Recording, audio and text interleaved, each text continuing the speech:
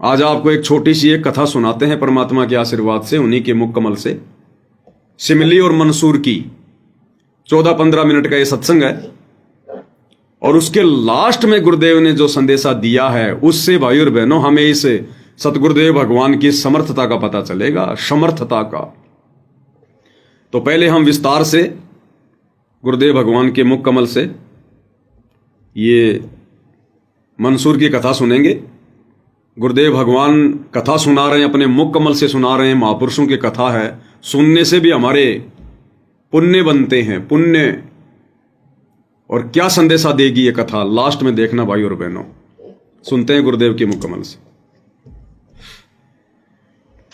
एक शिमली नाम की लड़की थी और वो किसी गुरु से उपदेशी थी, आस्था भगवान में गणी थी। और प्रारंभ से ही ये ऐसा रहा है कि जगत और भगत का आपस में मतभेद बना रहा। शुरुआत से ही गुरुदेव क्या बता रहे हैं, जब से ये काल की सृष्टि ये चली है और जब से परमात्मा यहां पर आते रहे हैं, तब से जगत का और भगत का 36 का आंकड़ा रहा। 36 का आंकड़ा यानी जगत और भगत के विचार कभी मेल नहीं खा सकते, कभी भी।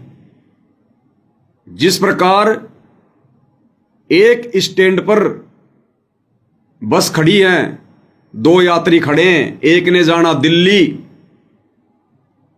उत्तर दिशा में और दूसरे ने जाना बंबई दक्षिण दिशा में, वो कभी भी एक बस में बैठकर अपने गंतव्य स्थान पर नहीं पहुंच सकते। उन दोनों की मंजिल कभी भी एक नहीं हो सकती।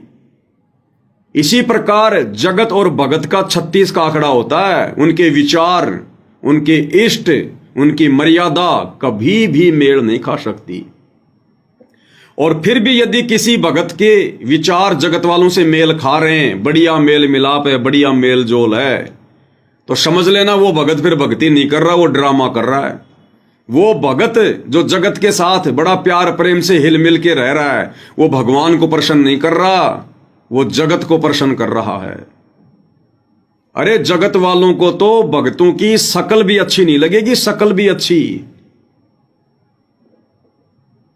ये वो भक्ति मार्ग है, ये परमेश्वर के वचन है कि जगत का और भगत का 36 का आंकड़ा। 36 का आंकड़ा मतलब बिल्कुल विपरीत विचार।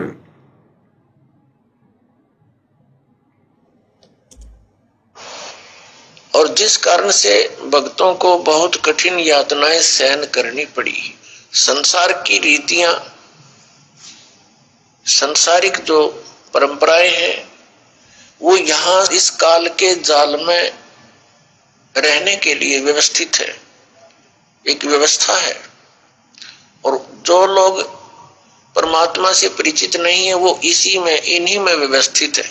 उस लड़की की बहुत आस्था थी। नगर के बाहर एक साधु का आश्रम था और साधु रूप में स्वयं कबीर भगवान थे, समस्त वेद ऋषि के रूप में स्वयं कबीर परमेश्वर। क्योंकि यही परमात्मा कबीर देव सतगुरु रामपाल जी न जाने क्या क्या वेश बनाकर, क्या क्या भूमिका करके, 100 सल छिद्र मैं करूं जन अपने के काज। ये परमात्मा भक्ति को इस कलयुग की पिछली पीढ़ी तक जीवित रखते हैं, जीवित है।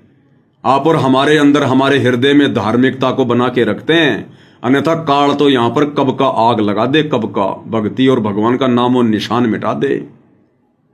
परमात्मा कहते हैं ना उस शब्द में, भला मान चाहे बुरा मान, एक ओछी चाले चाल तने, सतपुरुष भुला दिया आप जना लिया, कुछ ना सोची काल तने। ये तो सत्य पुरुष का, भगवान का नाम और निशान मिटाना चाहता है, लेकिन ये परमात्मा, ये दयालु बीच बीच में आकर, कहीं कोई आश्रम बनाकर, वैसे कहीं कोई प्रकट होकर, और आप और हम आत्माओं में भक्ति की ज्योत को जला के रखते हैं। तो स्वयं कबीर भगवान ही शिमली और मंसूर के गुरु थे। ये सतगुरु रामपाल जी भगवान ही समस्त वेद ऋषि के रूप में। वो लड़की उस महात्मा को आहार करा के आती थी। उनकी सेवा भी करती थी और शाम के समय अपने घर आ जाती थी। कुल के लोगों ने, परिजनों ने बहुत कुछ प्रतिबंध लगाए, लेकिन लड़की नहीं मानी। उस सिमली के घर वालों ने, समाज वालों ने बहुत ज्यादा प्रतिबंध लगाए, लेकिन वो टस से मस नहीं हुई कि सत्संग में जाऊंगी मीराबाई की तरह, लोकलाज में नहीं आई। ये कब की कथाएं हैं?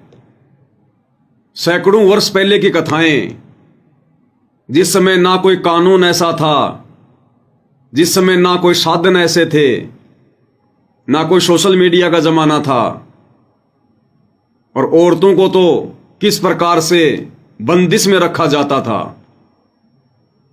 ये उस समय की बातें हैं।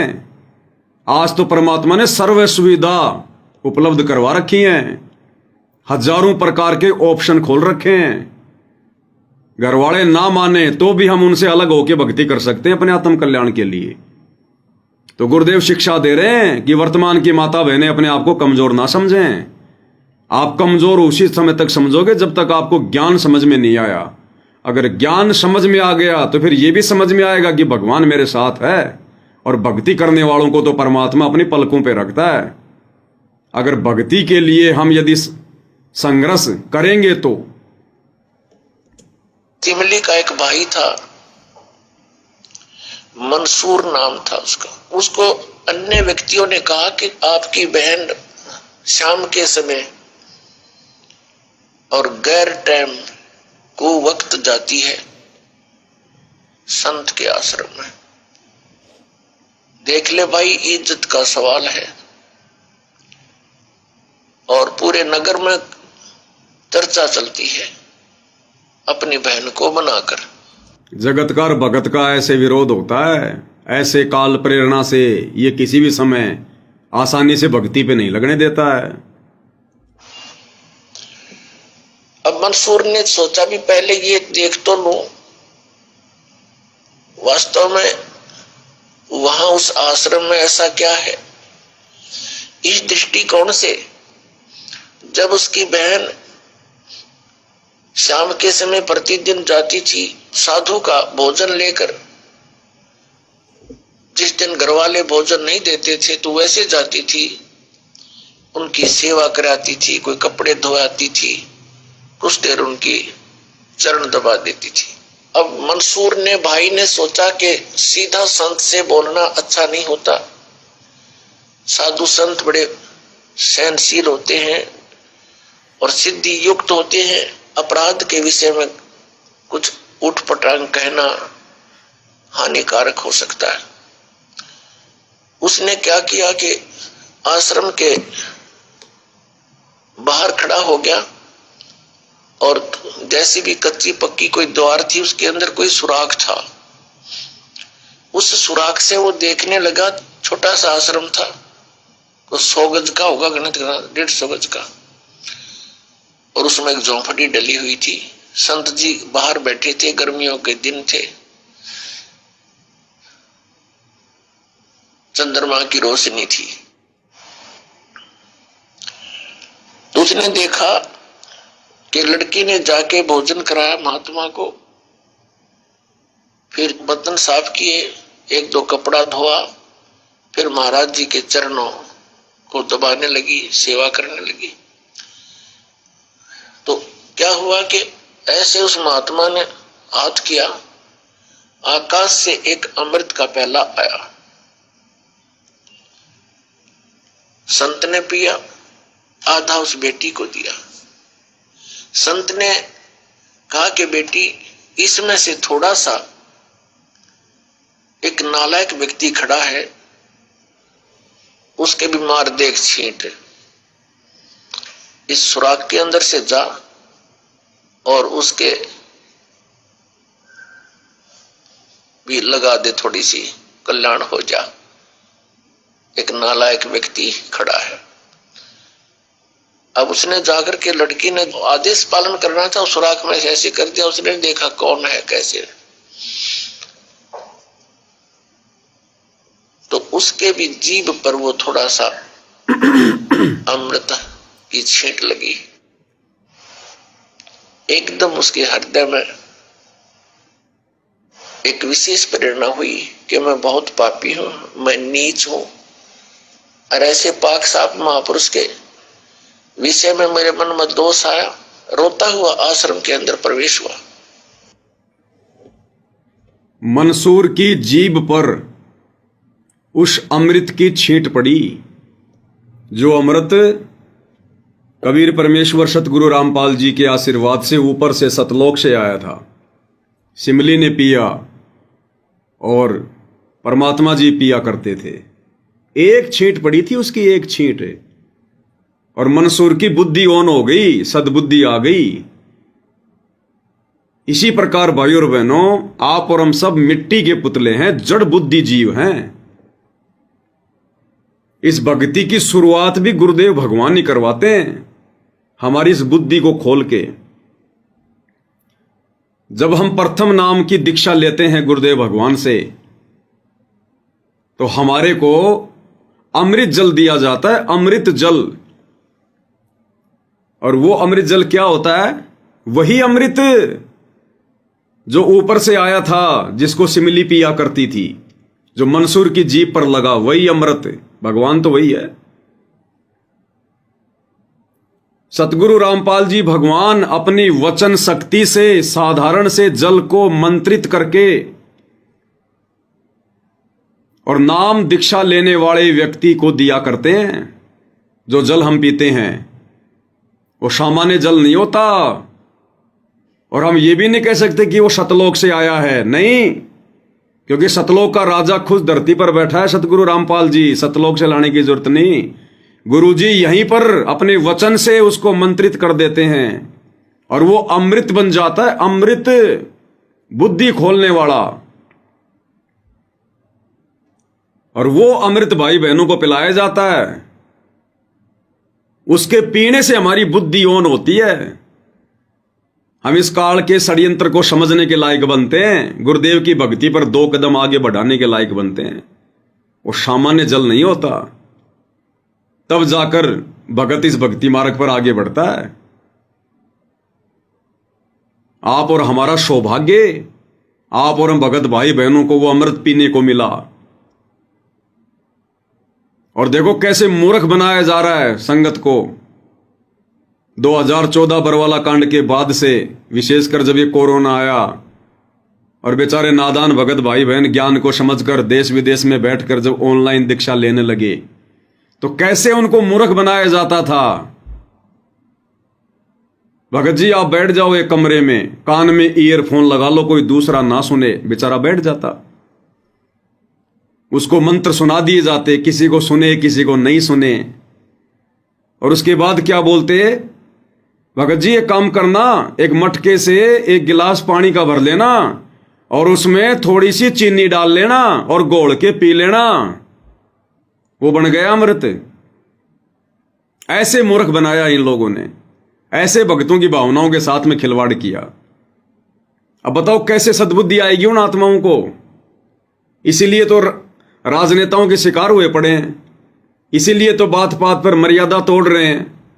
जाते हैं सतलोक आश्रम में मनाने के लिए कबीर प्रकट दिवस, और मनवा दिया जाता है सिरसा की अनाज मंडी में कबीर की जयंती। वो चीनी घोल घोल के जो पानी पिया, ये उसका नतीजा है कि ये अमृत बन गया। अमृत ऐसे बनता है अमृत। तो वो अमृत भाई और बहनों, जिन जिन आत्माओं को सतलोक आश्रम बरवाड़ा में मिला है, या सतलोक आश्रम करोथा में मिला है, या गुरुदेव भगवान से जिन्होंने दीक्षा ली और गुरुदेव ने उनको दिया पिलाया, सौभाग्य उन आत्माओं को। बाकी ओरिजिनल अमृत तो भाई आने वाले समय में गुरु जी के आने के बाद ही मिलेगा। तो उस अमृत की एक आधी छींट लगी मंसूर की जीभ पर, तब जाकर मंसूर की बुद्धि ऑन हुई। आपको गुरुदेव भगवान के मुख कमल से भी सुना देते हैं कि नाम दीक्षा के समय जो पिलाया जाता है जल, वो क्या होता है। गुरुदेव अपनी वचन शक्ति से उसको मंत्रित करते हैं, सामान्य नहीं होता। और यही कबीर साहब ने धर्मदास को कहा था मेरे पास ये कबीर साहब का कबीर सागर रखा है, उसमें अमर मूल 265 नंबर पृष्ठ पर लिखा है कि धर्मदास 3 सतिथि में नाम देना, तू पहले जब आओ तो उनको ये पान परवाना देना, जैसे ये दास देता है, एक अमृत वचन से अमृत बनाकर शुद्ध जल को, और ये मिश्री वाला प्रसाद आपको दास देता है। दोबारा सुन लो एक बार, वचन शक्ति से मंत्रित करके सामान्य जल को, एक अमृत वचन से अमृत बनाकर शुद्ध जल को, और ये मिश्री वाला प्रसाद आपको दिया जाता है, ये पान परवाना। अब ये पान परवाना, क्योंकि परमात्मा वर्तमान में धरती पर प्रकट है स्वयं कबीर देव सतगुरु रामपाल जी के रूप में, इसलिए सतलोक से लाने की जरूरत नहीं है परमात्मा ने। परमात्मा तो यहाँ पे सामान्य जल को भी अमृत बना दे, और बना रहे हैं।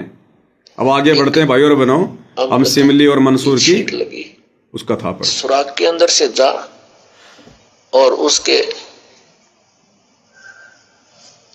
भी लगा दे, थोड़ी सी कल्याण हो जा। एक नालायक व्यक्ति खड़ा है, अब उसने जाकर के, लड़की ने आदेश पालन करना था, सुराख में ऐसे कर दिया, उसने देखा कौन है कैसे, तो उसके भी जीभ पर वो थोड़ा सा अमृत की छींट लगी, एकदम उसके हृदय में एक विशेष प्रेरणा हुई कि मैं बहुत पापी हूं, मैं नीच हूं, और ऐसे पाक साफ महापुरुष के विषय में मेरे मन में दोष आया। रोता हुआ आश्रम के अंदर प्रवेश हुआ और कहा, महाराज मुझ पापी का भी उद्धार हो सकता है। मैंने आपके बारे में बहुत गलत सोचा। उस संत ने कहा, बेटा जब तक बोध नहीं होता, ज्ञान नहीं होता, तब तक प्राणी के ऐसे अपराध अक्षमा करने योग्य होते हैं। और बेटा कोई जानबूझ कर करोगे, दीक्षा उपदेश लेने के बाद आपके मन में ऐसा संत के गुरु के प्रति दोष आता है, तो फिर आप पाप के भागी भारी बन जाओगे। काफी देर सत्संग सुनाया, प्रतिदिन वो भक्त अपनी बहन के साथ दिल्ली आने लग गया। खूब सत्संग सुना, दोनों बहन भाई मिलकर सेवा करते थे। फिर क्या हुआ कि उसके हृदय में एक ऐसी प्रेरणा हुई, अनल हक। उस संत ने उसको एक मंत्र दे दिया, अनल हक, कि इसका जाप किया कर। अपने आत्माओं, पिछले पुण्यकर्मी प्राणी ही परमात्मा की खोज में लगते हैं, उनको ही इतना शीघ्र इन बातों का असर होता है, संत के वचनों का। तो महान पुण्यात्माओं में से एक था मंसूर, और संत की कृपा से उसके पिछले पुण्य स्टार्ट हो जाते हैं, उदय हो जाते हैं, और वो प्रेरित होकर के वो भक्ति प्रारंभ कर देता है। जैसे एक फॉर एग्जाम्पल, जैसे कोई कटोरी में घी डाल रखा है, उसमें एक ज्योति भी रखी है, और वो ज्योति जला रखी थी, बुझ की, घी भी है उसके अंदर, बनी बनाई बाती भी उपलब्ध है। एक सीख लगाने की आवश्यकता है, वो जग जाएगी। तो जितने भी पुण्यकर्मी प्राणी हैं, जो भी साधु संत महापुरुषों के प्रवचन सुनते हैं, किसी भी संत के, चाहे उसने भक्ति मार्ग का कति ज्ञान नहीं, लेकिन भगवान की महिमा तो वो भी सुना ही देते हैं। तो उससे क्या होता है कि वह जोत जग जाती है। अब वह जोत तक जगेगी जब तक पूर्व जन्म का उसके अंदर घी है, यानी पुण्य है, तो जगेगी, प्रेरणा बनी रहेगी भगवान के पाने की। यदि आगे उसमें विधि, घी उसके पास नहीं है डालने के लिए, तो वो ज्योति भी जल जाएगी और घी भी समाप्त हो जाएगा, और सारा कटोरा व कटोरी काली हो जाएगी। अब ये स्थिति भाई और बहनों आप और हमारी होने वाली थी। ये स्थिति आप और हमारी होने वाली थी। ये हमारा लास्ट मनुष्य जीवन था। इसके बाद हमने 84 में जाना था। हमारे पास में भक्ति कमाई पुण्य शेष नहीं थे। अगर गुरुजी आकर दोबारा से हमारा हाथ ना पकड़ते तो हमारा घी खत्म होने वाला था, भक्ति रूपी घी। अगर गुरुजी आकर हमें इस कलयुग की पिछली पीढ़ी में ना संभालते, अपनी शरण में ना लेते, दोबारा से भक्ति रूपी घी जमा करने की विधि ना बताते, तो आप और हम सभी भगत भाई बहनों का, जिन जिन को गुरुदेव ने अपनी शरण में लिया है, हमारे आगे मनुष्य जन्म नहीं थे। हमने सीधा 84 में जाना था, 84 में। तो कितना बड़ा महाउपकार गुरुदेव भगवान का, परमेश्वर ने 84 में जाने से बचाया।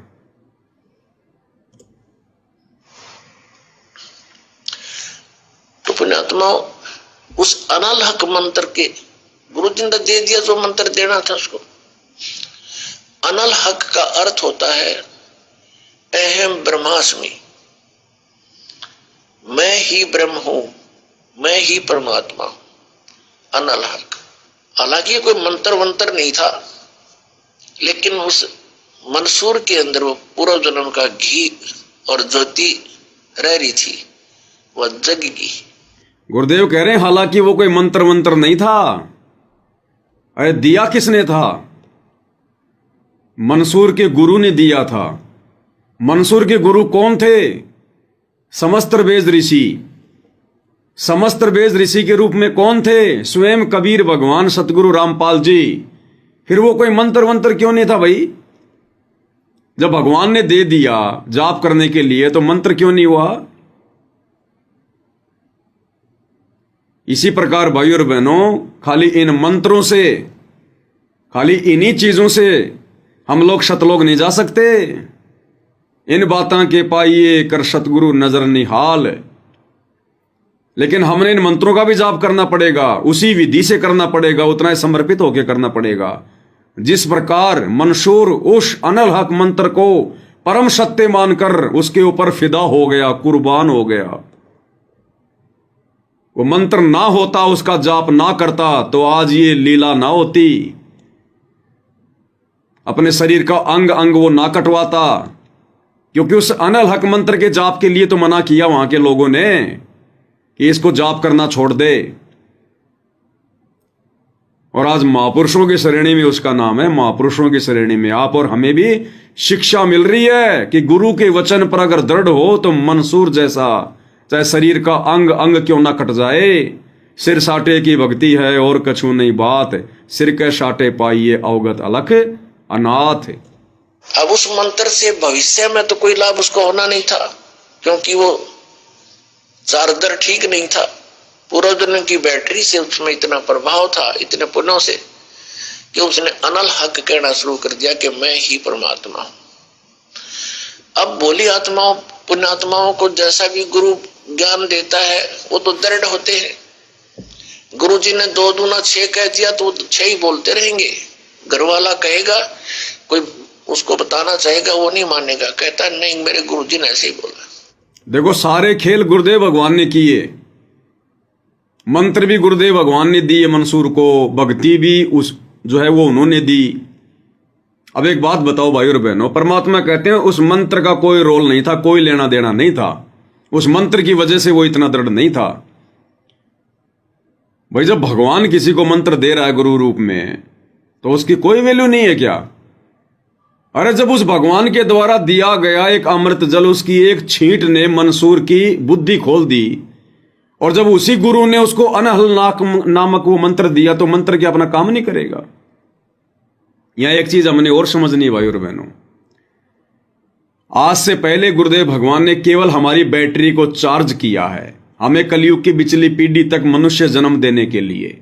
जैसे भी छोटी मोटी साधना, जैसा भी कोई मंत्र हमें पकड़ा दिया और विश्वास करके आत्मा उसका जाप करती रही, गुरु ने दिया, गुरु का वचन मानकर, गुरु की आज्ञा मानकर, बस। और हम यहां तक पहुंचे हैं। अब परमेश्वर अपनी उन तमाम साधनाओं को भी साइड में कर रहे हैं। उस समय तो उन आत्माओं को उसी साधना को उत्तम मानकर दिया करते थे। अरे मंसूर को जब परमात्मा ने मंत्र दिया तो ये कह के थोड़ी दिया था कि बेटा ये मंत्र कुछ काम नहीं करेगा।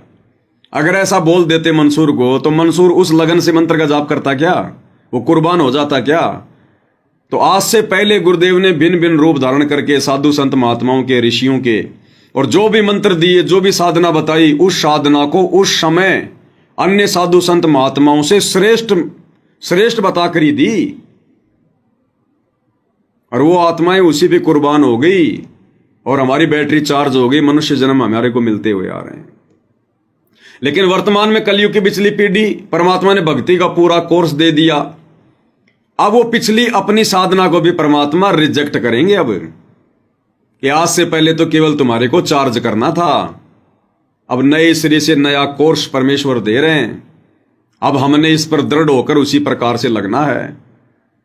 और फिर एक सत्संग में गुरुदेव ने वो भी क्लियर कर दिया कि पुण्यात्माओं, तुम ये सोचने की गलती मत करना कि तुम अपनी भक्ति से पार हो जाओगे। अर्थात भक्ति को भी गुरुजी ने रिजेक्ट कर दिया कि खाली तुम ये भक्ति करने से, मंत्र करने से, आरती करने से सोचो हम पार हो जाएंगे। लाख जन्म नहीं हो सकते जब तक गुरु की मेहर विशेष नहीं मिलेगी, ग्रेस मार्क नहीं मिलेंगे। लेकिन वो भक्ति भी करनी पड़ेगी जो गुरुजी ने बता दी, और उसी भाव से और उसी श्रद्धा से करनी पड़ेगी, क्योंकि उस भक्ति से तो गुरुजी देखेगा इस भगत में कितनी लगन है, कितनी श्रद्धा है, मेरे वचन को ये कितना पालन कर रहा है।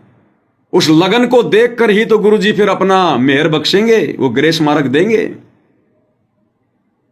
तो आज से पहले गुरुदेव ने जो भक्ति साधना दी, उसको परमात्मा वर्तमान की भक्ति से रिजेक्ट कर रहे हैं कि भक्ति का कंप्लीट कोर्स तो तुम्हें वर्तमान में मिला है, आज मिला है। तो अबोध बच्चे ऐसे ही होते। इस बात का ज्ञान पूरे मुसलमान धर्म में हुआ, क्योंकि वो मुसलमान धर्म से संबंधित था। और मुसलमान धर्म ये मानता है कि जीव ब्रह्म नहीं हो सकता। वैसे तो जीव ब्रह्म हो ही नहीं सकता, ये तो अंडरस्टूड है। जीव तो ब्रह्म है ही नहीं, ब्रह्म अलग है, जीव अलग है। ब्रह्म मीन भगवान, जो जीव का भी उत्पत्ति करता है। लेकिन मुसलमान धर्म ये मानते हैं कि पृथ्वी पर परमात्मा नहीं आ सकता। वह तो सातवें आसमान में रहता है, सातवें स्वर्ग में। और कोई ये कहता है कि पृथ्वी पर परमात्मा है, वो दंड का अधिकारी है, वो भ्रमित कर रहा है, मुसलमान धर्म के विधान को बिगाड़ रहा है। इस कारण से मंसूर को बहुत बार समझाया, राजा तक बात गई, बहुत कुछ कहा लेकिन नहीं माना, अनलहक करता रहा। उसको कहा कि तू ऐसा मत बोल। भक्ति के दीवाने ऐसे ही होते हैं। आप और हमने मंसूर जी से शिक्षा लेनी है। भक्ति के दीवाने ऐसे होते हैं जिनको समझ में आ जाती है। राजा तक शिकायत पहुंच गई और क्या क्या यातनाएं दी गई। गुरुदेव इस कथा को कई बार बताते हैं। शरीर का अंग अंग काट दिया। एक दिन उसका एक हाथ काटा, बोला छोड़ दे, अनलक कहना कि नहीं अनलक। दूसरे दिन दूसरा हाथ काटा, सोचो कितनी पीड़ा सहन की होगी। तीसरे दिन एक पैर काटा, चौथे दिन दूसरा पैर काटा, फिर गर्दन काटी। लेकिन अपने गुरुजी के वचन को नहीं तोड़ा, अपने गुरुजी की भक्ति को नहीं छोड़ा। और आज किसी का पति जरा सा नाराज होके कह देगी तलाक के पेपर तैयार कर ले, सुबह दरबार की सफाई हो जाती है। दो चार थप्पड़ मार दे कोई किसी का पति, सुबह दरबार के आगे लग जाता है पर्दा। या किसी की पत्नी कह दे कि देख ले, या तो बाबा रामपाल को रख ले या मेरे को रख ले, सुबह दरबार की सफाई। तो क्या खाक सतलोक जाएंगे, खाक भक्ति करेंगे हम। तो मंसूर की कथा से हमारे को ये शिक्षा लेनी है, भाई घर छूटो चाहे जग रूठो, चाहे रूठो ये संसार आओ। और कौन सुनेगा फिर काल लोक में जब गुरु रूठ गया मेरा हो। भक्ति करी नहीं, विश्वास दृढ़ हुआ नहीं, डगमग हो गए, कल को 84 में जाएंगे गधे सुअर बनेंगे, तब वो पत्नी आएगी क्या दुख बटाने, वो भाईचारा आएगा क्या हमारी समस्या का समाधान करने। तो भक्ति के दीवाने वही होते हैं भाई जो गुरु वचन पर डट गए, कट गए फंद 84 के। अब साधु को तो कोई बोल नहीं सका था कि वो क्या मंत्र दे रहा है, लेकिन पब्लिक के अंदर जब बात आ जाती है तो वो अपना पूरा जोर शोर से विरोध करते हैं। अब क्या हुआ कि वो नहीं माना तो उसको चौराहे पर खड़ा कर दिया, बांध दिया उसको चौराहे पर। और फिर क्या कहा कि या तो तू अनलहक कहना छोड़ दे नहीं तो तेरे पत्थर मारेंगे। उसने फिर कहा अनल हक, क्योंकि वो तो मदमस्त हो गया था, अलमस्त हो गया था। आज किसी भगत का बाप मर जाए, गांव वाले कह देते हैं देख भाई सर के बाल कटवाने पड़ेंगे, गंगा जी लेके जानी पड़ेंगी अस्थियां, गांव को जिमाना पड़ेगा, नहीं तो देख ले गांव छोड़ के जाना पड़ेगा। ये बिहार साइड में, एमपी साइड में ज्यादा होता है इधर ये रूढ़िवादिता। तो बहुत सारे भाई छोड़ देते हैं भक्ति कि गांव छोड़ना पड़ेगा, मकान हाथ से चला जाएगा, जमीन हाथ से चली जाएगी। और अनलक मंसूर शरीर अंग अंग कटवा दिया, लेकिन बोला नहीं छोड़ूंगा, जो गुरुजी ने मंत्र दे दिया, भक्ति दे दी, नहीं छोड़ूंगा। ये उदाहरण क्यों दे रहे हैं गुरुदेव? वो मंसूर थोड़ी सुन रहा बैठ के, आप और हमें सुना रहे हैं गुरुजी कि नालायको तुम्हारे सामने ऐसी नौबत तो नहीं आएगी, क्योंकि तुम समर्थ की शरण में आ गए। कलयुग की बिचली पीढ़ी है, आप और हमारे अंदर उतनी सहनशीलता, उतना धैर्य नहीं है, इसलिए परमात्मा ऐसी परीक्षा तो नहीं लेगा। लेकिन छोटी मोटी समस्या तो आएंगी ना, हमारे प्रारब्ध की भी आएंगी। कुछ गुरुदेव भगवान हमें दृढ़ करने के लिए हल्की हल्की चोट भी मारेंगे, और हल्की हल्की चोट भी हम सहन नहीं करते, तुरंत अपने विश्वास को डगमग कर देते हैं, मर्यादाएं तोड़ देते हैं, तो कैसे बात बनेगी फिर?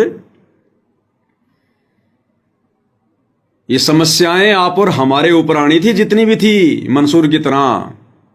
ये कलयुग की बिचली पीढ़ी है, इस भक्ति को काल के लोक में कोई कर नहीं सकता जब तक गुरु ना करवाना चाहे। जब तक गुरु करवाना चाहेगा तब तक ही भक्ति हो सकती है। और आप और हमें क्या लग रहा है, परमात्मा ने थोड़े बहुत सुख दे रखे हैं तो क्या ये हमारे भाग्य के हैं क्या? इस समय हमारे भाग्य में कुत्ते की तरह रोटी का एक टूक भी नहीं था, रोटी का टूक भी।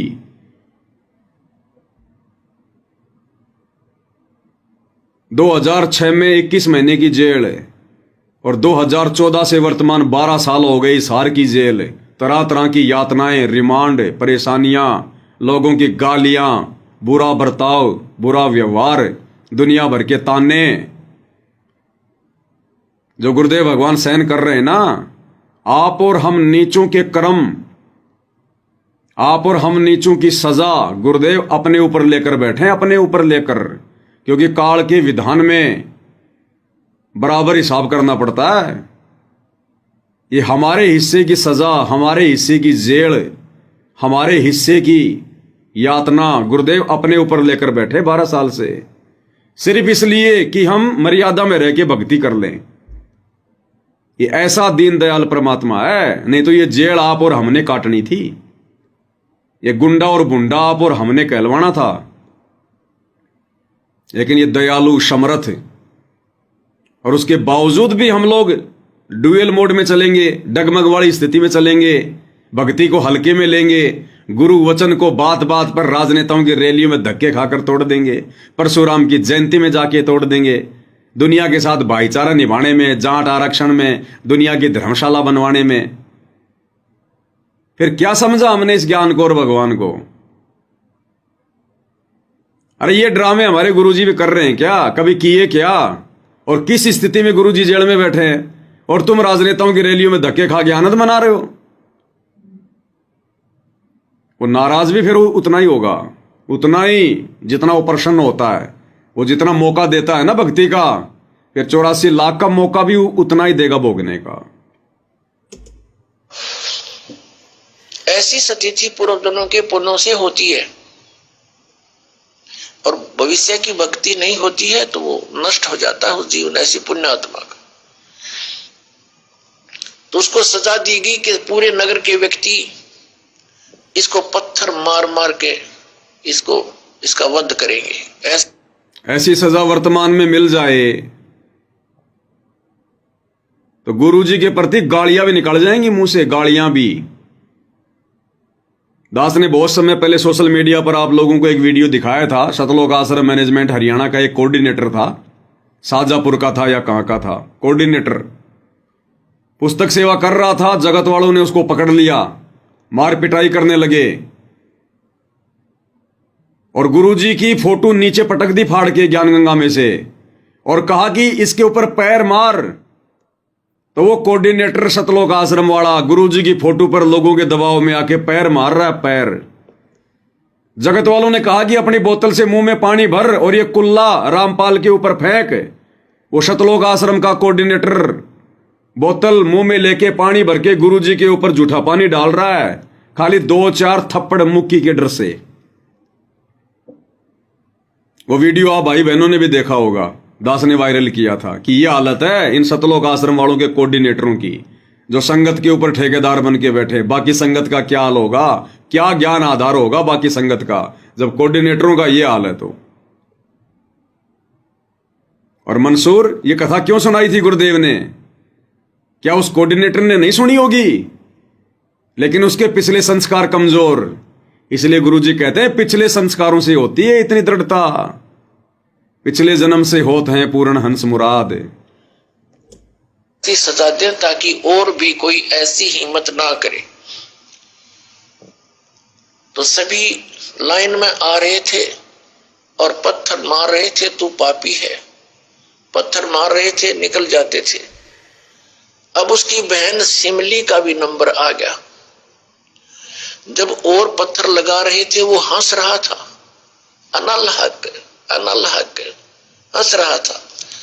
और जब उसकी बहन सिमली का नंबर आया वो भी लाइन में खड़ी थी।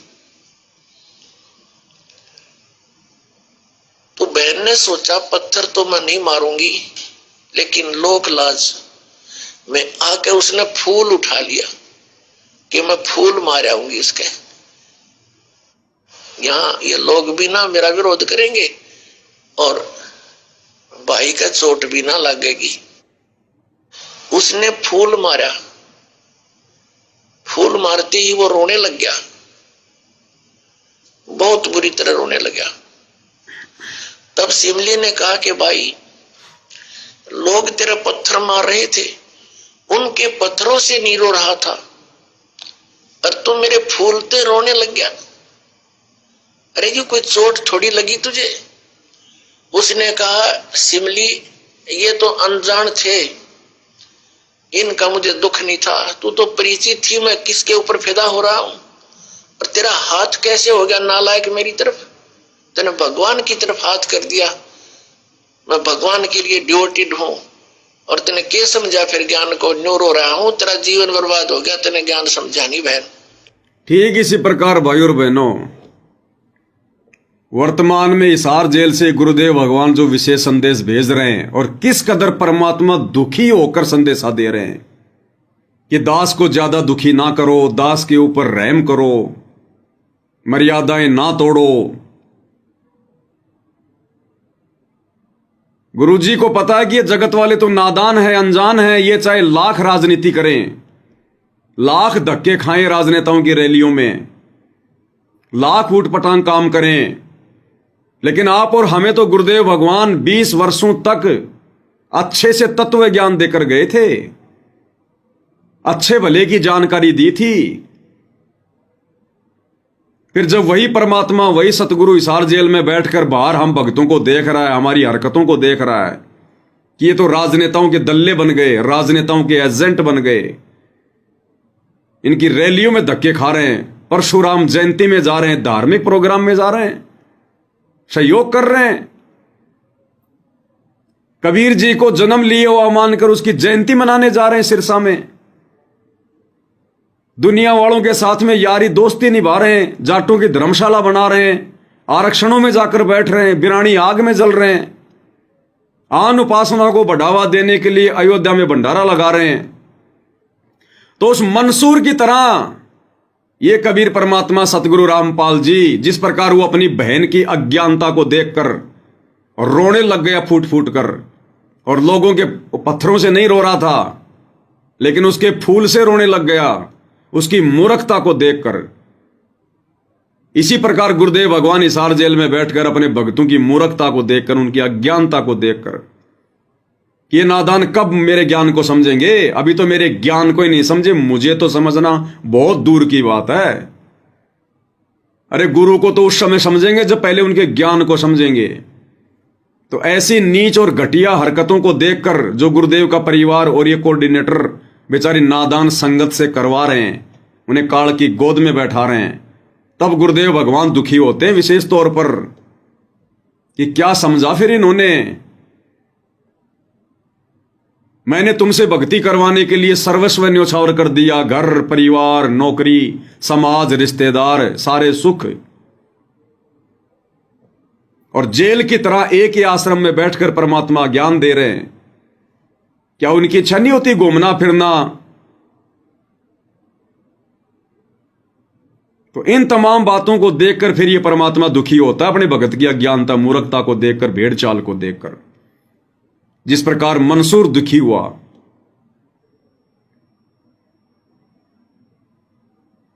तो भाई और बहनों, ऐसे भी भगत के कर्म फूटते हैं।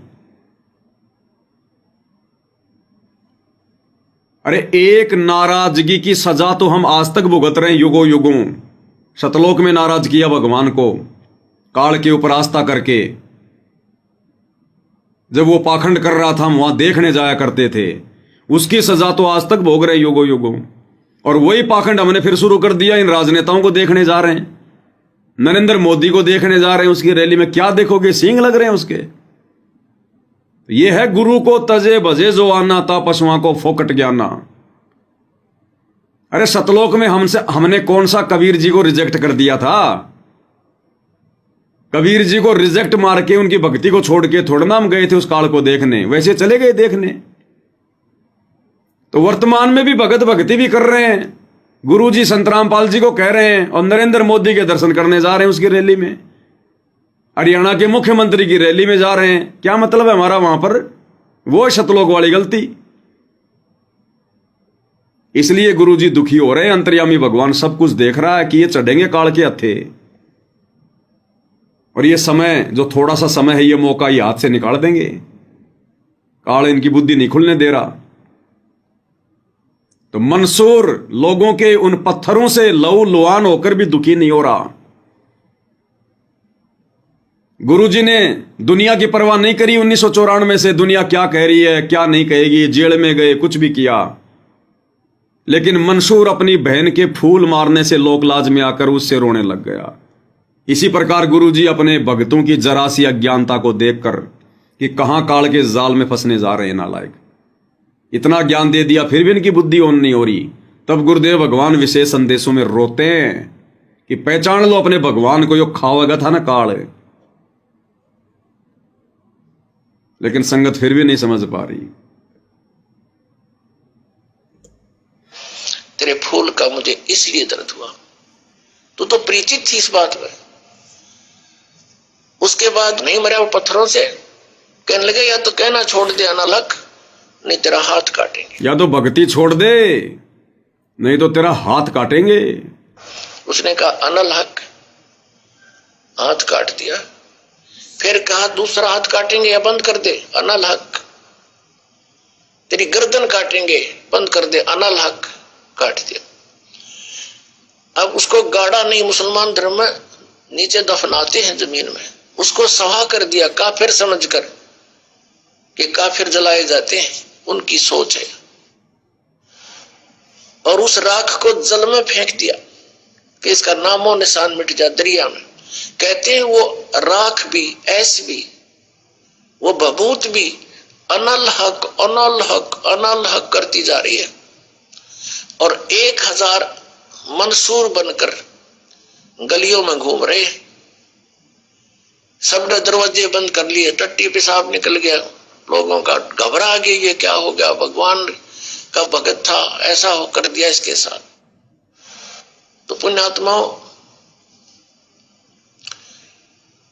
अब ये ज्ञान है।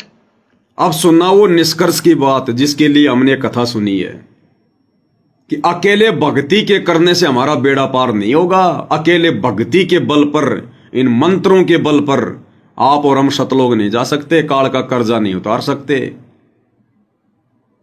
जब तक गुरु की मेहर प्राप्त नहीं होगी, उनकी विशेष रजा प्राप्त नहीं होगी, उस नाराज सतगुरु को यदि हम दोबारा से प्रसन्न नहीं करेंगे, तो समर्पित होकर काल से पीछे हटकर, तो गुरुदेव कह रहे हैं उस अनल हक मंत्र का कोई रोल नहीं था कि वो अनल हक मंत्र जाप करने से उसमें इतनी दृढ़ता आ गई, हिम्मत आ गई। वो अनल हक मंत्र तो शिमली भी जाप किया करती थी, फिर शिमली में दृढ़ता क्यों नहीं आई? उस नगर के और भी बहुत सारे लोग थे जो उसी मंत्र का जाप करते थे, वो क्यों लोक लाज में आ गए? वो क्यों डर गए? और मंसूर में इतनी हिम्मत क्यों आ गई?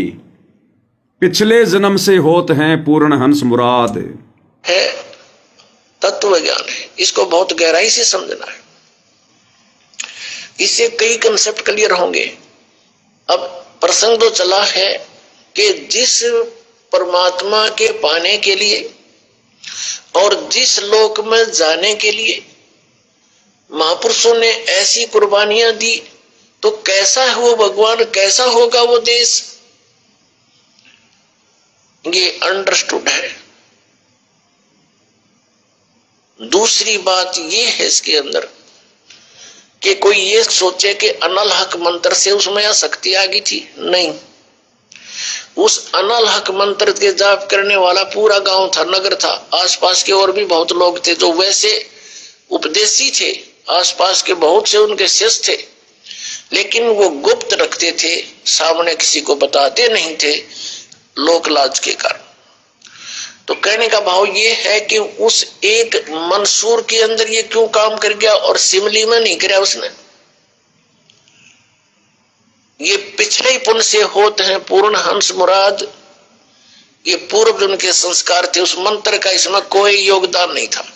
अब प्रसंग जो चल रहा है उसी पर हम थोड़ा सा डिस्कस।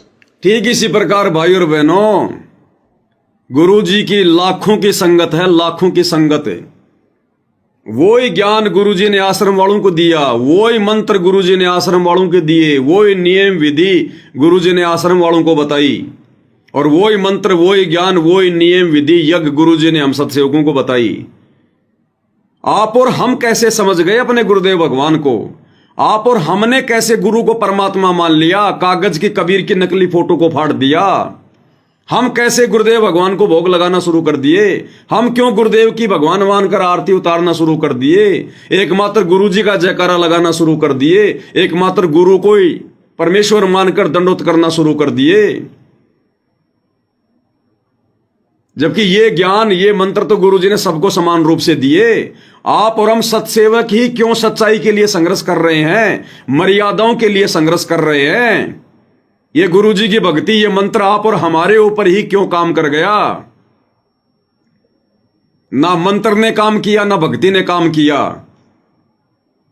पिछले जन्म से होत हैं पूर्ण हंस मुराद। आप और हम इस कबीर परमेश्वर सतगुरु रामपाल जी की युगों युगों से भक्ति करते आ रहे हैं। ये परमात्मा आज से नहीं, युगों युगों से आप और हमें इसी प्रकार से अपनी गोद में उठाकर लेते आ रहे हैं। आप और हम इस परमेश्वर की विशेष पुण्यात्माएं रही हैं। इस परमात्मा ने हमारे लिए बहुत सारे खाड़े किए हैं। पिछले जन्म से होते हैं पूर्ण हंस मुराद। ये ब्रह्मा विष्णु महेश के मंत्र जाप करने से कुछ नहीं हो रहा। जिस प्रकार गुरुदेव ने क्या कहा कि वो अनल हक मंत्र का इसमें कोई रोल नहीं था। वो मंत्र तो पूरा गांव जाप करता था, सिमली भी जाप किया करती थी। वो क्यों लोक लाज में आ गई? वो गांव क्यों चुपचाप रहा कि भाई अपने भगत भाई का साथ तो दे दें? बेचारा इतना संघर्ष कर रहा है, इतनी उसकी पिटाई हो रही है अपने भगत भाई के लिए, मतलब सच्चाई तो बोल दें। एक भी सामने नहीं आया। पूर्ण हंस मुराद, पिछले जन्म से होत हैं पूर्ण हंस मुराद। तो आप और हम सत्सेवक भाई बहनों के ये पूर्व जन्मों की भक्ति, हमारा बलिदान, हमारा तप, हमारा त्याग, हमारा दान पुण्य, गुरु की सेवा, ये उसका परिणाम है जो परमेश्वर ने हमारी बुद्धि को ऑन कर दिया, अपनी पहचान करवा दी। ये परमात्मा हर किसी को अपनी पहचान नहीं करवाता। वैसे तो इनको कोई पहचान ही नहीं सकता। जब 21 ब्रह्मांड का राजा काल नहीं पहचान पा रहा, तो जीव की क्या औकात है कि बिना इस गुरु की मर्जी के कोई इसको पहचान लेगा? तो गुरुदेव ने आप और हम आत्माओं पर, सत्सेवकों पर विशेष दया बख्शी, मेहर बख्शी, रजा बख्शी, अपनी पहचान करवाई गुरु रूप में।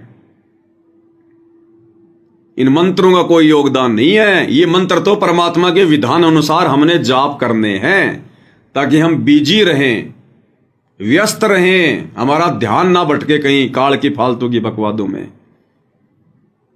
अरे मंत्र तो वो भी था अनलक, वो भी तो परमात्मा ने दिया था, किसी और का थोड़ी था। और हम जो मंत्र जाप कर रहे हैं ब्रह्मा विष्णु महेश के, ब्रह्मा विष्णु महेश के मंत्र थोड़ी हैं ये। अरे ब्रह्मा विष्णु महेश के मंत्र थोड़ी हैं। ब्रह्मा विष्णु महेश को किसने दिए ये मंत्र? ब्रह्मा जी को ओम नाम का मंत्र, विष्णु जी को हरियम मंत्र, शंकर जी को सोहम मंत्र, ये किसने दिया? कबीर भगवान सतगुरु रामपाल जी ने तो दिया था ज्ञानी ऋषि के रूप में। तो मंत्र हैं किसके? हमारे गुरु जी के।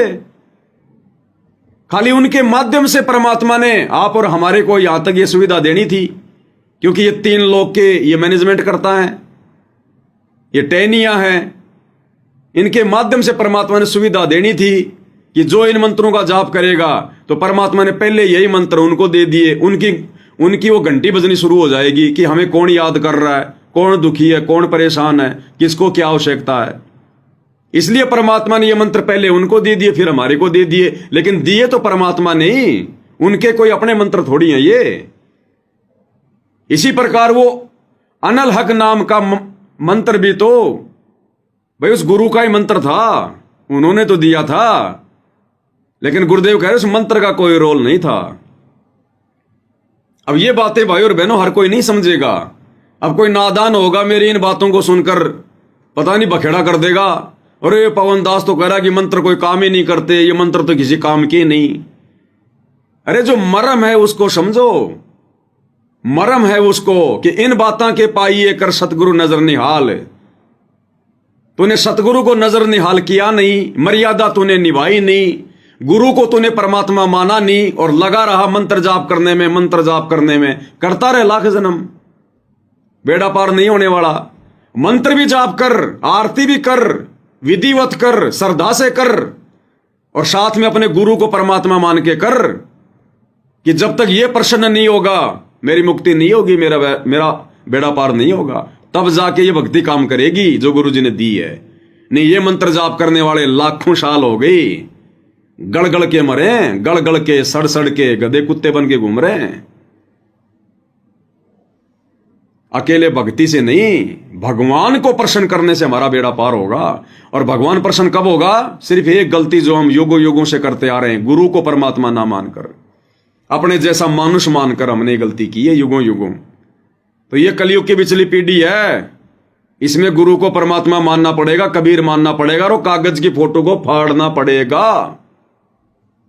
उस कागज की फोटो को फाड़ना पड़ेगा। फाड़ने का मतलब उसको अपने घर से बाहर निकालना पड़ेगा, चाहे फाड़ के निकाल, चाहे चुपचाप गोल मोड़ करके निकाल, चाहे कैसे भी निकाल। जिस भगत के घर में ये दाढ़ी मूंछ वाली कबीर की समझे जाने वाली नकली फोटो होगी, और वो भगत यदि दाढ़ी मूंछ वाले कबीर को कबीर परमात्मा मान के पूज रहा होगा, दंडवत कर रहा होगा, अभी उसके घर में काल बैठा, काल। और उसका बचाव केवल इसलिए हो रहा कि अभी वो सत्यता से परिचित नहीं है, सिर्फ इसलिए अभी उसको डरा रखा है, उसको बहका रखा है, इसलिए परमात्मा अभी तक उसका साथ दे रहे, उसका बचाव कर रहे हैं। नहीं, बिल्कुल लास्ट का समय आ चुका है, भक्ति का लास्ट का समय। गुरु जी के हिसार जेल से बाहर आने के बाद में कोई भगत नहीं बनेगा। तुम सोचो गुरु जी के आने के बाद भक्ति कर लेंगे, कई कहते हैं गुरु जी के आने के बाद कर लेंगे भक्ति, गुरु जी के आने के बाद देखेंगे साथ संगति सही है, एक मैनेजमेंट वाले सही है, फिर क्या देखोगे? अरे भगवान तो आज देख रहा है हिसार जेल में बैठ के कि मेरी गैर हाजिरी में और मेरे ज्ञान को आधार बनाकर कौन किस प्रकार से चल रहा है, भक्ति कर रहा है। उनके बाहर आने के बाद तो सभी उनको अपना बाप कहेंगे, लूला लंगड़ा, ज्ञानी अज्ञानी सभी। अगर भगत बनना है तो गुरु जी के हिसार जेल से बाहर आने से पहले पहले बन जाओ, बाद में मौका नहीं है। फिर तो युग परिवर्तन का समय है भाई। ये डरती हुई दुनिया, ज्ञानी अज्ञानी सब उनको अपना बाप कहेंगे, उनके चरणों में दंडवत करेंगे अपनी जान बचाने के लिए। बाकी वो भगत बनना नहीं होगा। फिर भगत बनना है तो गुरु जी के हिसार जेल में रहते सहते हर प्रकार से पाक साफ मर्यादित गुरुमुखी बनकर भक्ति करनी पड़ेगी। अभी संगत गुरुमुखी कहां है? अरे गुरु जी से नाम ले लिया हो गए गुरुमुखी? नहीं भाई, गुरु जी से नाम लेकर गुरु को ही परमात्मा मानकर पूजने वाला गुरुमुखी होगा, प्रत्येक मर्यादा में रहता हुआ। नाम गुरु जी से ले लिया, गुरु जी को तो मानुष मान रहे हो, जन्मदिन मना रहे हो, एक जीव है गुरु जी, तो उनका तो जन्म हुआ है, और भगवान मान रहे हो कागज के टुकड़े का। वो कागज का टुकड़ा कहां से प्रकट हो गया भाई? अरे वो कागज का टुकड़ा कबीर की नकली फोटो जिसका तुम प्रकट दिवस मना रहे हो, कागज का टुकड़ा कब प्रकट हुआ, कहां से प्रकट हुआ? और भगवान को तुमने कब देख लिया सतगुरु रामपाल जी को मां के गर्भ से जन्म लेते हुए? तो ये मूर्खता है, मूर्खता। ये ज्ञान भगवान ने इसीलिए दिया, इस ज्ञान के बिना नहीं समझ सकता जीव। चाहे भगवान अगर प्रकट होके दिखा दे तो भी बिना ज्ञान के, बिना ये प्रमाण देखे भगत स्वीकार नहीं कर सकता। इसलिए भगवान ने कलयुग की पिछली पीढ़ी का समय ज्ञान आधार का रखा है, ज्ञान आधार का। तो ये सौभाग्य आप और हम सत्सेवक भाई बहनों का, जो परमात्मा ने हमें साथ संगति से जोड़कर हर प्रकार से मर्यादाओं में रखा, अपनी पहचान करवाई, हमसे सत भक्ति करवा रहे हैं परमात्मा। ये मौका भाई और बहनों, सतयुग से लेकर बड़े बड़े साधु संत महात्मा ऋषि मुनि वशिष्ठ विश्वामित्र मार्कंडे जैसों को प्राप्त नहीं हुआ। उनको भी 84 लाख योनियों में जाना है। ध्रुव को, प्रहलाद को, मार्कंडे को, श्री रामचंद्र जी के गुरु वशिष्ठ को, श्री कृष्ण जी के गुरु दुर्वासा को, इनको भी 84 भोगनी है। तो आप और हम उनसे भी कितने सर्वश्रेष्ठ हैं। वो भी कुछ नहीं है। जब ब्रह्मा विष्णु महेश को भी गुरुजी ने हमारे आगे 0/0 बता दिया कि बच्चों तुम्हारी किस्मत के आगे सब 0/0 हैं। 3 लोक के स्वामी ब्रह्मा विष्णु महेश, जब उनको भी 0/0 बता दिया आप और हम भक्तों की जो किस्मत के आगे, तो बाकी रह क्या गया फिर यहां पर? क्या कह रहे हैं गुरुदेव भगवान? तो पुण्यात्माओं, आपको पूर्ण परमात्मा मिल गए। बताओ, गुरुदेव कह रहे हैं तो पुण्यात्मा वो आपको पूर्ण परमात्मा मिल गए। कहां मिल गए भाई? कहां है पूर्ण परमात्मा? कहां है पूर्ण परमात्मा? कोई कहेगा वो दाढ़ी मूंछ वाली कबीर की फोटो पूर्ण परमात्मा। अरे पूर्ण परमात्मा तो चलता भी है, बोलता भी है, आशीर्वाद भी देता है, नाम भी देता है, बातें भी करता है। वो कागज की फोटो कहां से पूर्ण परमात्मा हो गई? वो कागज की फोटो ना चल रही, ना बोल रही, ना नाम शुद्ध कर रही, ना नाम दे रही, ना शंका समाधान कर रही। उससे अच्छा तो ये पवनदास है, कम से कम लाइव आके कुछ तो आप भाई बहनों को बता रहा है। वो कागज की फोटो क्या बता रही है?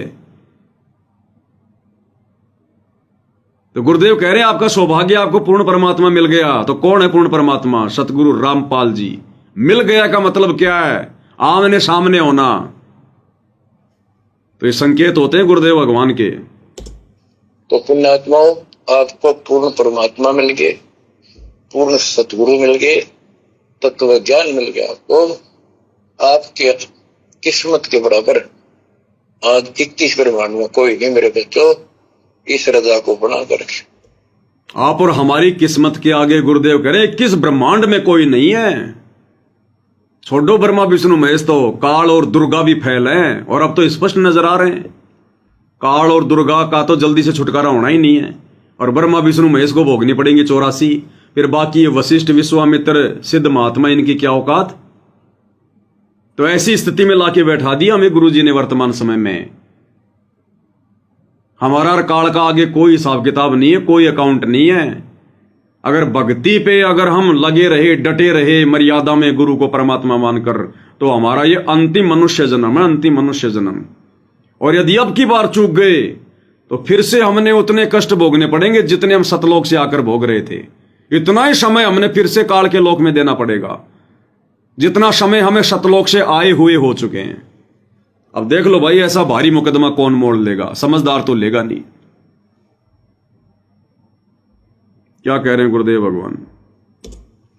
तो पुण्यात्माओं, आपको पूर्ण परमात्मा मिल गए, पूर्ण सतगुरु मिल गए, तत्व ज्ञान मिल गया। तो आपके किस्मत के बराबर आज 21 ब्रह्मांड में कोई नहीं मेरे बच्चों, इस रजा को बना करके अब के निकल जाओ, मालिक के चरणों में पड़े रहो, चलो अपने घर।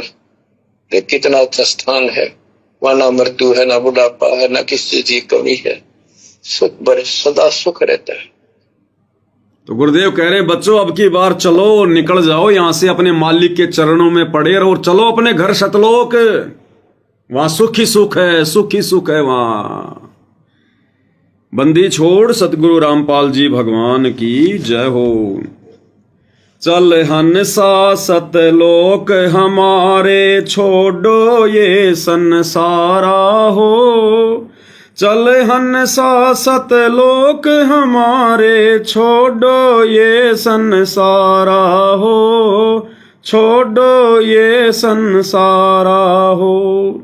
गुरुदेव भगवान कह रहे हैं चलो पुण्यात्माओं सतलोक, गोल्डन चांस है, बिल्ली के भाग का छिक्का टूटा है, छोड़ो ये संसार, ये नमक की बोरी है। इस संसार का काल है राजा, यो माया जाल पसारा हो। इस संसार का काल है राजा, यो माया जाल पसारा हो। 14 खंड इसके मुख में बसत है, ये सबका कर आहारा हो, सबका कर आहारा हो। चल हंसा सतलोक हमारे, छोड़ो ये संसारा हो।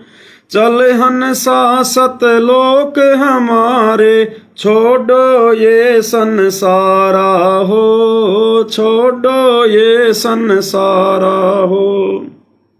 कि इस संसार का तो काल राजा है, ये काल बड़ी रोजाना 1 लाख खाता है तपस्या पर भून भून के, तड़पा तड़पा के मारता, तड़पा तड़पा के। भाई जार बार कोयला कर डारे, फिर दे अवतारा हो। जार बार कोयला कर डारे, फिर दे अवतारा हो। ब्रह्मा विष्णु शिव तन धर आए, और का कौन विचारा हो, और का कौन विचारा हो। चल हंसा सतलोक हमारे, छोड़ो ये संसारा हो। चल हंसा सतलोक हमारे, छोड़ो ये संसारा हो, छोड़ो ये संसारा हो। क्या कह रहे हैं गुरुदेव भगवान, जार बार कोयला कर डारे और फिर दे अवतारा हो। ये दुर्गति से मारता, दुर्गति से। जार बार कोयला कर डारे, जैसे लकड़ी को जला जला के उसका कोयला बना दिया जाता है। ये अहमदाबाद में एरोप्लेन दुर्घटनाग्रस्त हुई, जब उसके शव निकाले जा रहे थे, कैसे वो पकोड़े बने हुए थे। रोड एक्सीडेंट हो जाता है, आग लग जाती है, बस में जल जाते हैं। और परमात्मा कहते हैं ये तो अवतारों को भी नहीं छोड़ता, अपने सगे पुत्रों को भी नहीं छोड़ता, ब्रह्मा विष्णु महेश को भी, फिर दे अवतार आओ।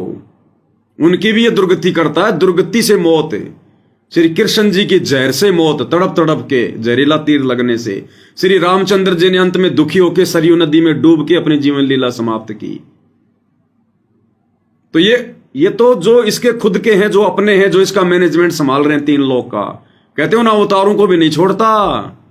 फिर आप और हमारे जैसे 2 कोटि के जीवों की औकात क्या, जो हम इससे बच जाएंगे बिना सतगुरु की भक्ति के और उनके शरण के।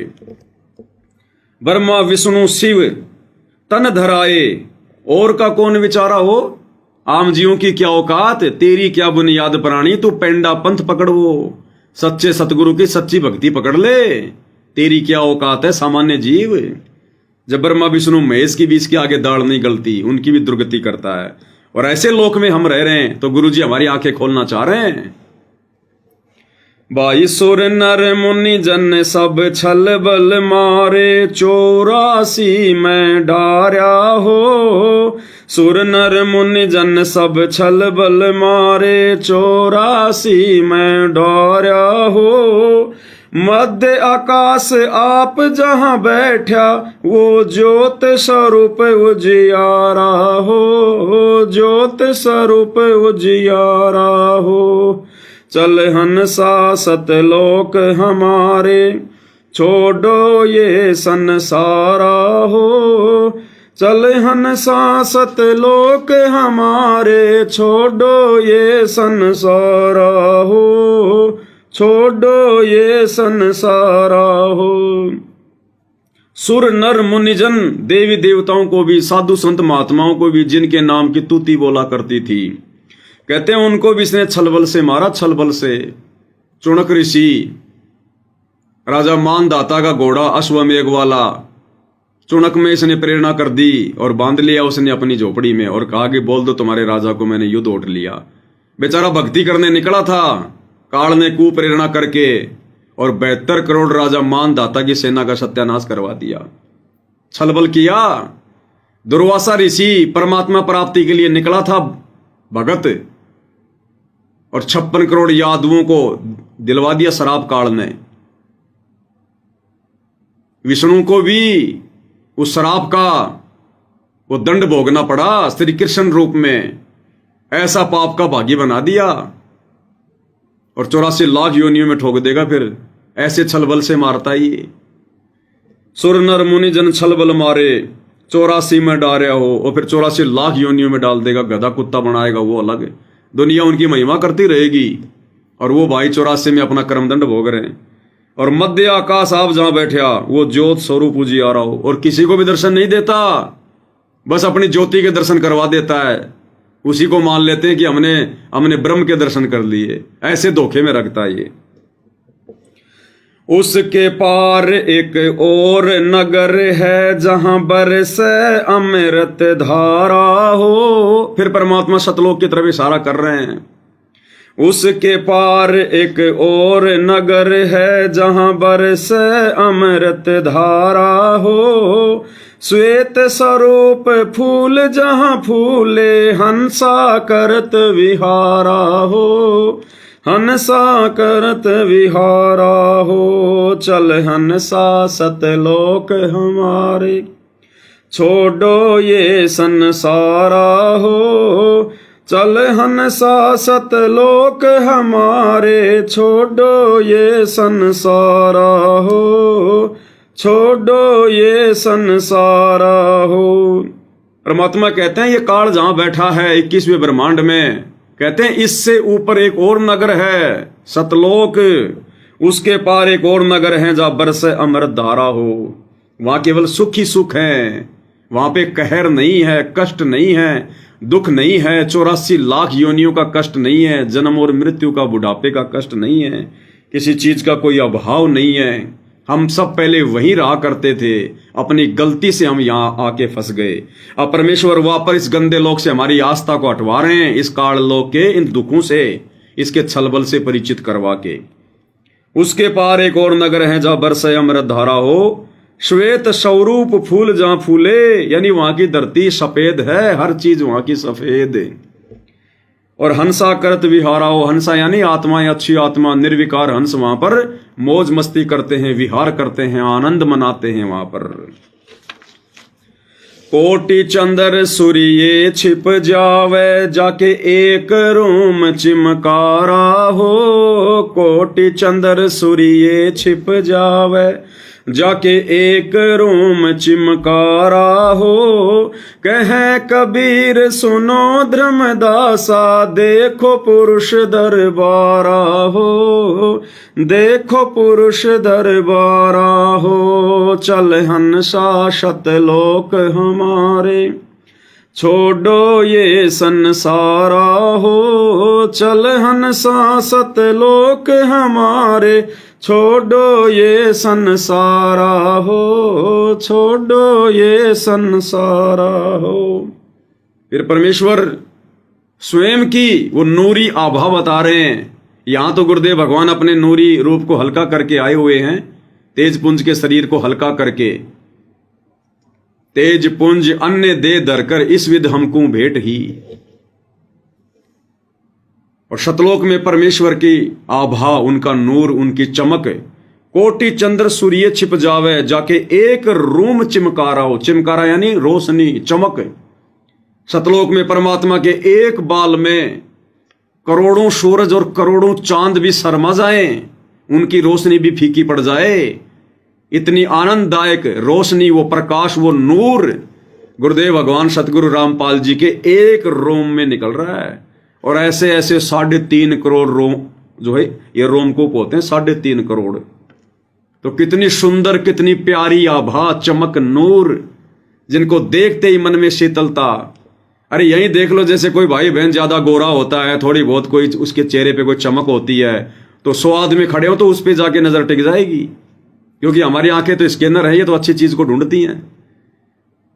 अरे 2 कोड़ी की मिट्टी के पुतले, जब उस पे भी नजर जब वो टिक जाती है कि देखो कितना सुंदर, कितनी सुंदर। और वो परमात्मा जिनके एक रोमकूप में करोड़ों चंद्रमा, करोड़ों सूर्य, उनसे भी ज्यादा चमक, आंखों में ना चुभे, आनंद दे, शीतल।